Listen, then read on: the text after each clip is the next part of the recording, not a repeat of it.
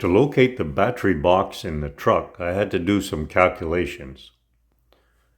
I measured the tire diameter for the spare and the setback for the mounting of the spare tire, because I want the spare tire to be mounted in the front of the box and the battery box immediately behind it.